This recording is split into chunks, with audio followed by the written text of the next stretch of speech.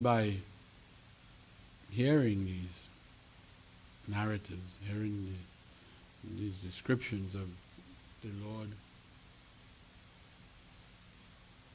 and His activities, and, His pastimes, one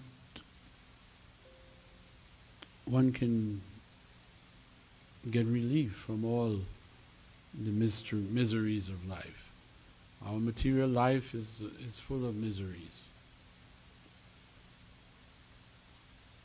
But the influence of the material energy is so powerful that we don't think that we are in misery. We take the miseries as the sufferings as happiness.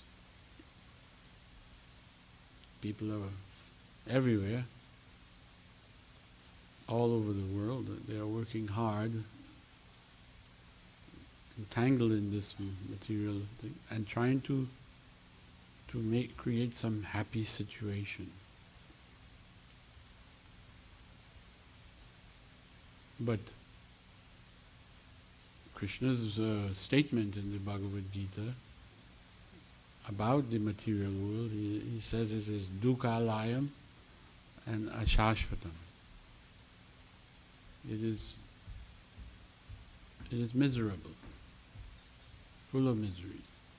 From the beginning of our, when we take birth to the end, it's misery.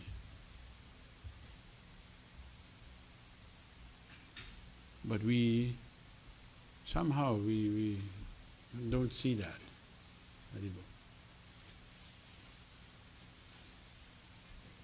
But it is misery.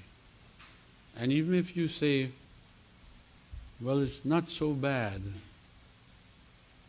I like it. Then Krishna says, ashashvatam. It's temporary. You cannot keep it. Yes, I was told this. Many years ago, I was stationed in Laguna Beach, California. Very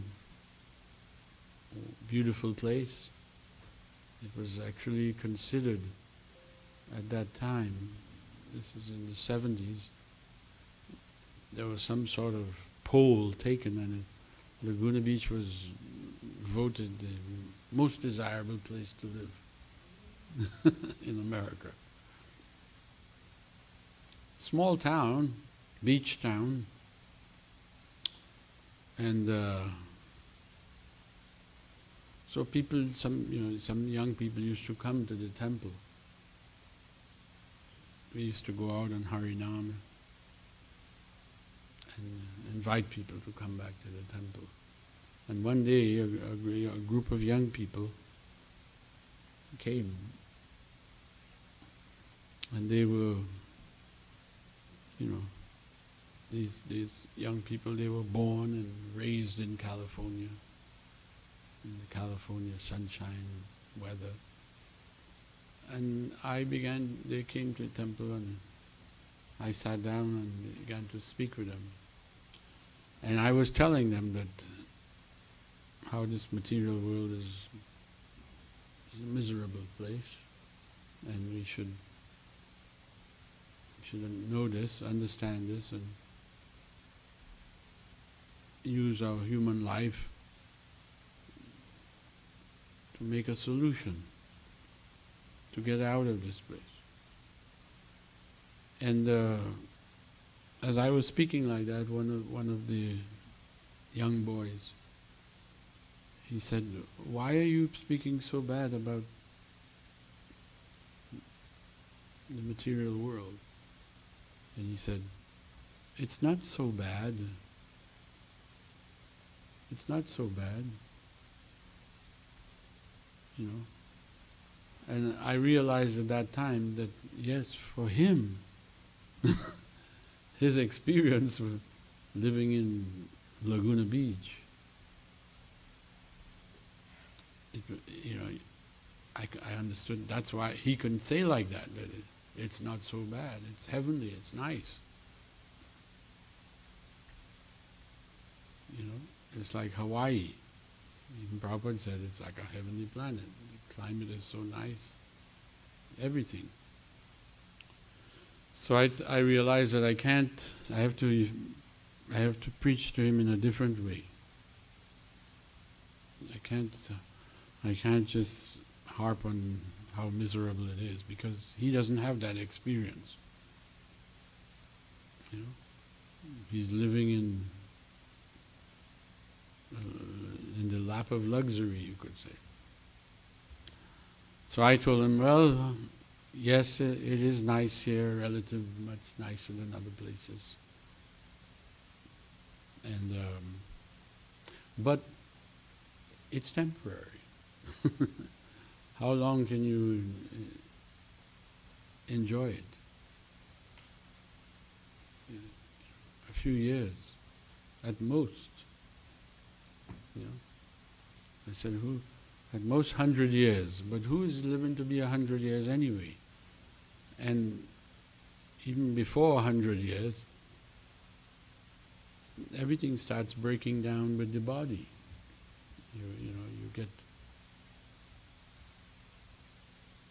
You can tell. That is, I say, you right now you are young, you don't experience it. You are not thinking, but you know, look at your grandparents, look at your parents. So this is the situation. There is misery. Disease and old age, we are plagued by it. Diseases, when I was young, we never heard of some diseases that are prominent now, today. When I was young, there was no such thing as AIDS. Even cancer was, no one talked about it. It wasn't a big. There were some other miseries, other diseases that were more prominent. You know. But now, there is so many, you know, diseases. It's so all around the world. Many people are dying, not only old, they're dying young because of diseases in some countries. So, in old age, of course, nobody wants to grow old. That is a miserable experience. And then death. Of course, nobody wants death, but death is sure. You cannot avoid it. And people prefer to not think about it. They think that is too morbid. They don't want to think about that. They don't want to. In the Srimad Bhagavatam, Yudhishthira Maharaj was asked a question. Yudhishthira Maharaj is one of the Pandavas, the oldest Pandava. He was asked a question, what is the most wonderful thing in this world? And Yudhishthira Maharaj said, the most wonderful thing is that people are seeing their loved ones, their parents, grandparents, friends, so on. Every day people are dying, every day, all around the world. In every newspaper there is a section just to list those who have died. There are thousands of newspapers. So Yudhishthira Maharaj said, this is happening and everyone is seeing that is happening, and yet they are thinking, it's not going to happen to me. They are making the proof, they are making plans how they will be happy here. everyone, they're making plans, build a big house, and so on. Lots of plans accumulate. But how long they will be allowed to enjoy? So, they don't know. The majority of people in this Kali Yuga, they don't know. They're ignorant. But the great souls, like Srila Prabhupada, all these great souls, they, out of compassion, tries to educate the people, to enlighten them about their position, and also not just pointing out how bad it is, but what could be achieved, what is the goal of life, what is our ultimate goal of life. If you had asked the man in the street, you pick 10 people and say, my dear sir, what do you think is the ultimate goal of life? You will get so many different answers. But if you hear from Srimad Bhagavatam and the sages, saintly persons, you will get one answer. The ultimate goal of life is to develop love of God, and at the end of this life to go back to home, back to Godhead. That is the ultimate goal.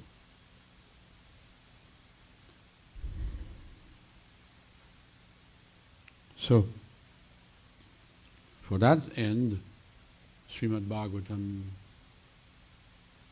gives us so much information. The appearance of the Lord, that is coming up, Janmashtami.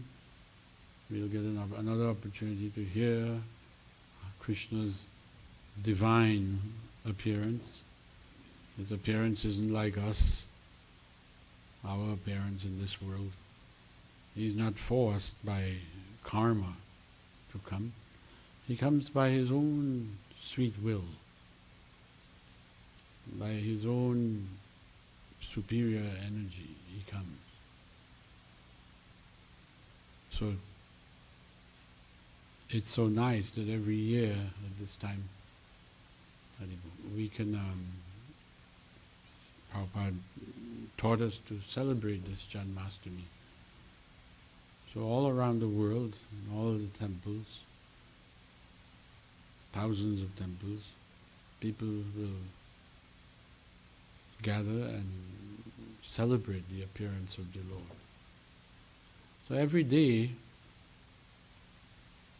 is an opportunity to celebrate the appearance of the Lord, at least in our life, right?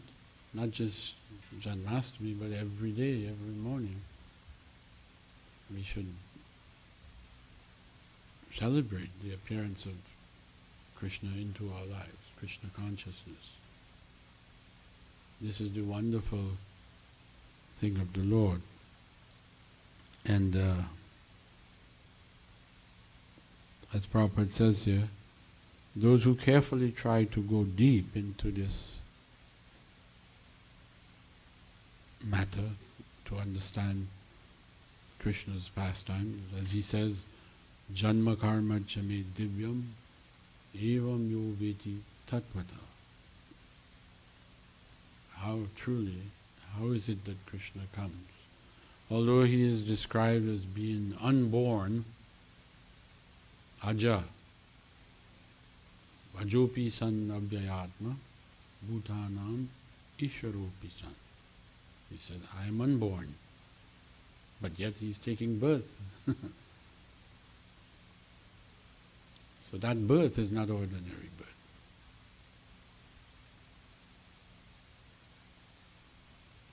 And his pastimes are so wonderful. Right? You know, we'll hear it again with more detail for Janmashtami. he appears. He first makes his appearance in the prison house of Kamsa with his parents Devaki and Vasudeva. And then he had Vasudeva take him out of the prison and take him over to Gokul, to the house of Nanda Maharaj and Yashoda Mai. And that is another wonderful, mysterious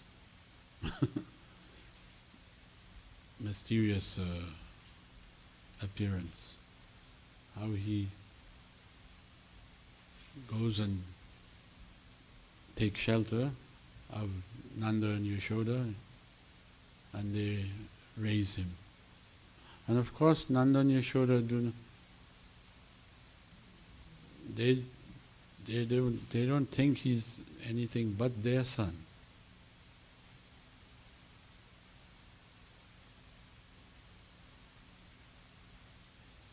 They get the opportunity to raise Krishna, Mother Yashoda, from a baby. Whereas Devaki didn't get such an opportunity. The Goswamis have said that later on when they met at Kurukshetra, Devaki and Yashoda, and when they met for a solar eclipse, and Devaki saw how Krishna was, the relationship, how Krishna was dealing with Yashoda, she also said, "He is your son." He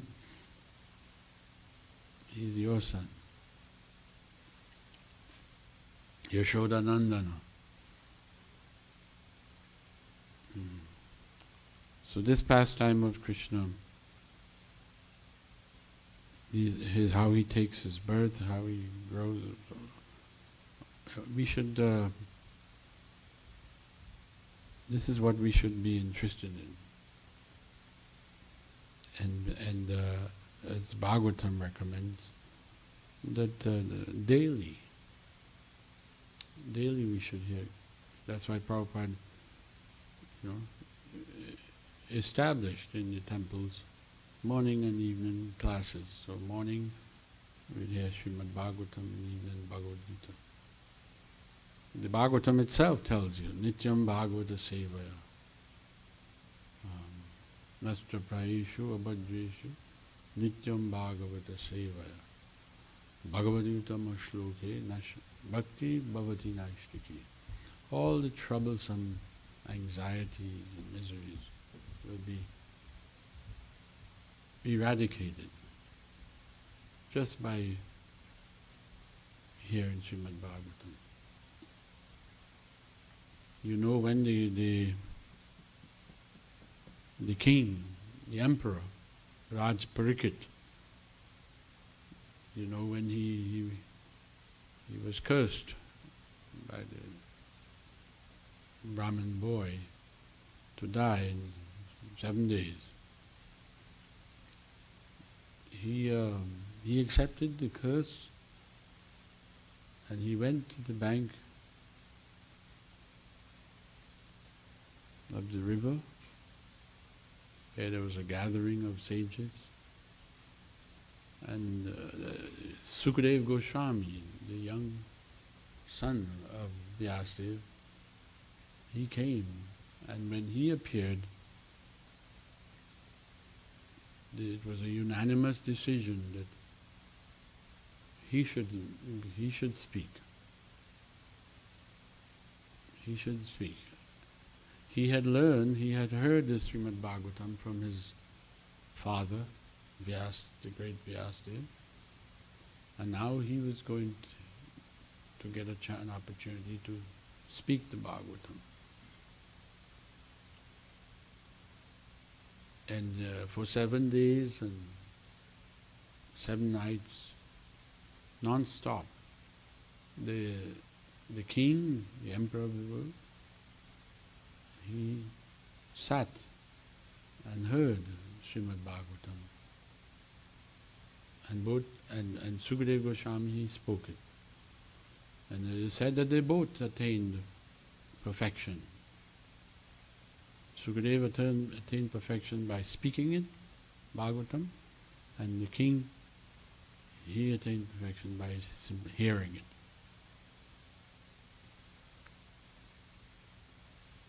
So, of course, the whole arrangement of how the king got to be able to hear Srimad Bhagavatam, etc., that was a divine arrangement of the Lord.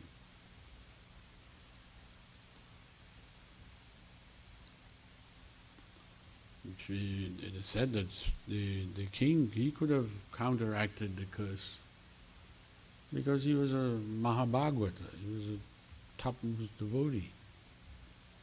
You know, he could have counteracted, or he could have gotten some Brahmins in his, who ministers to him. He could have told them, take care of this, get rid of this curse. But no, he didn't. He accepted it, and he saw it. He saw it as an opportunity for him to become detached from this world and prepare himself for going back to home, back to Godhead.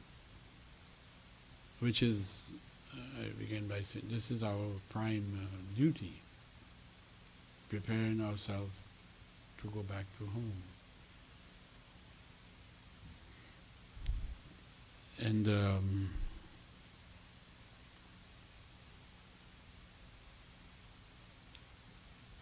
sometimes it is asked that, as you know, Parikshit Maharaj, he was protected by the Lord in the womb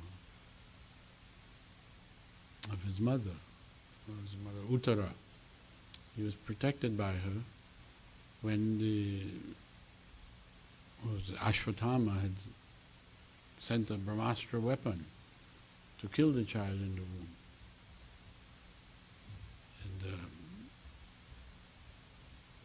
And he could feel the heat. His mother could feel the heat. It was coming. And but she prayed to Krishna, please help me. And Krishna, in the womb, he shielded the child from that Brahmastra. And Parikshit Maharaj actually could see the Lord. He saw his form while in the womb.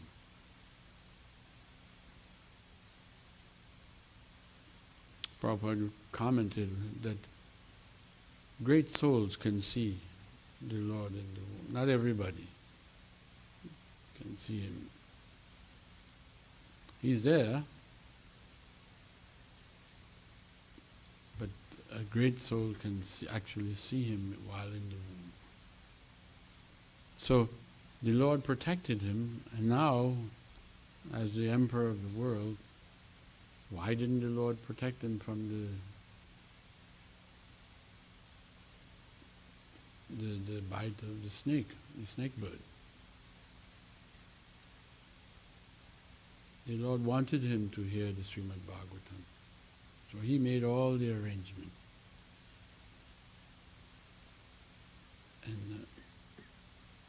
And the king, he sat without food or drink and just heard Srimad Bhagavatam.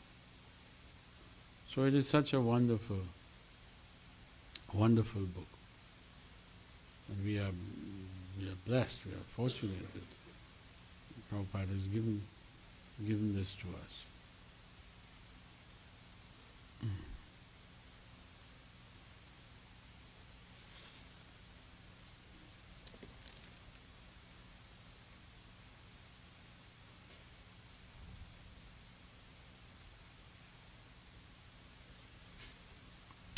Prabhupada comments in the purport that the very word vimukti in the verse, vimukti means liberation. This indicates that the Lord, the activities of the Lord are all transcendental. Therefore, just to hear about them, you'll be liberated. Just to hear about them. So if they weren't transcendental, there'd be no there'd be no question of you getting liberated. But because they are transcendental, divyam, therefore just to hear them, to chant them. It's like we're chanting the beginning, chant these the mantras, the shlokas. Prabhupada used to insist that the devotees try and chant these mantras, practice, even though we are not what you call Sanskritis, we are not expert in Sanskrit. Still, he said the sound vibration is purifying. Just to hear it and to hear the explanation, the meaning. This is punya shravana kirtana. That is the Bhagavatham. It is punya shravana, to pious just to hear and chant these mantras. So, we should take advantage of this every day. Read some Srimad Bhagavatam. If you have these books in your homes, find a little time and sit down and read Srimad Bhagavatam. And by chanting, following the prescriptions that Prabhupada has given, chanting our rounds daily, and following the regulated principle, that we'll be able to understand, we'll be able to enter into the mysteries of the Lord's appearance. Otherwise, if we don't practice Krishna consciousness, we may not understand what is being said there. Like so many people. Sometimes we meet people that tell us, "Oh, I know Bhagavad Gita," but actually, what do you know? So, we shouldn't become like that, but like following and practicing. Then as we read the Srimad, as we come to the temple and hear the class and read read these books, step by step we'll become eligible to understand the Lord's pastimes. And as he says in the Gita, one who can understand my appearance and activities in truth, then they will come back to me without a doubt.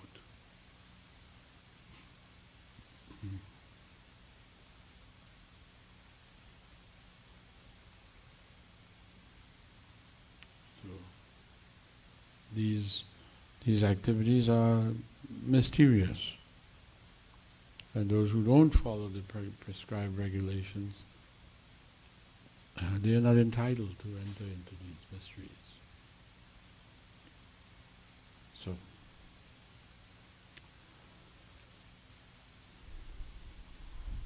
we can stop there. Any comments or questions? Prabhu?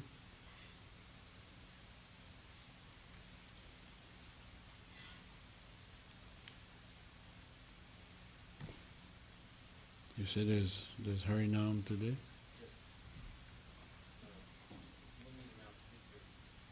Here? Okay. I have a question. Mm-hmm.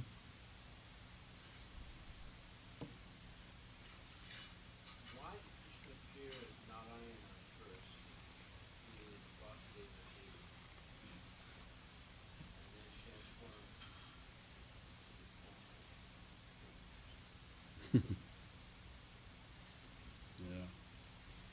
See, that's another mystery. Why did he appear first as Narayan, four-handed form? The helmet, all kind, That is, of course, that is not ordinary. No child is born like that. But of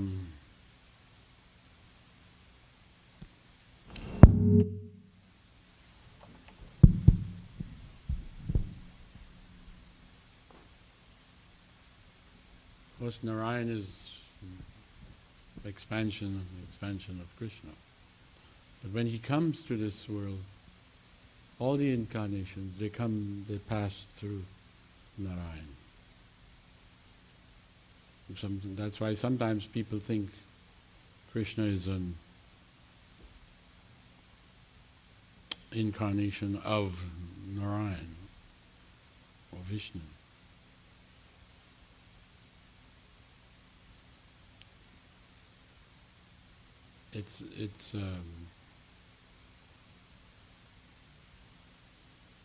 But from Bhagavatam, we get the understanding that Krishna's tu Bhagavan Swayam, that he is the origin of all the incarnations. In this same chapter, all different incarnations are given. But Krishna he's not an avatar, he's avatari. He's the source of all the avatars. But it is his pastime to come to give pleasure to Devaki and Vasudeva. They prayed, they wanted to have a son like Krishna. Of course, there's nobody like Krishna. God is one, there's no equal. But he, to give pleasure to them, he appeared as a... But then it didn't last long, very quickly.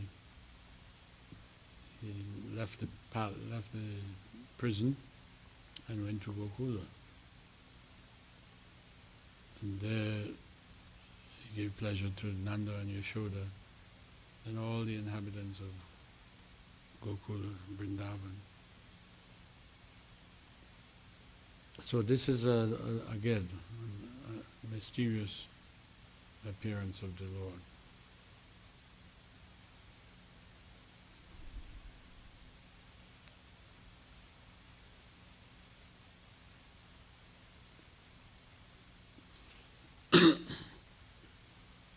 So, we can stop here. Thank you very much. Grantaraj Srimad Bhagavatam Ki Jai.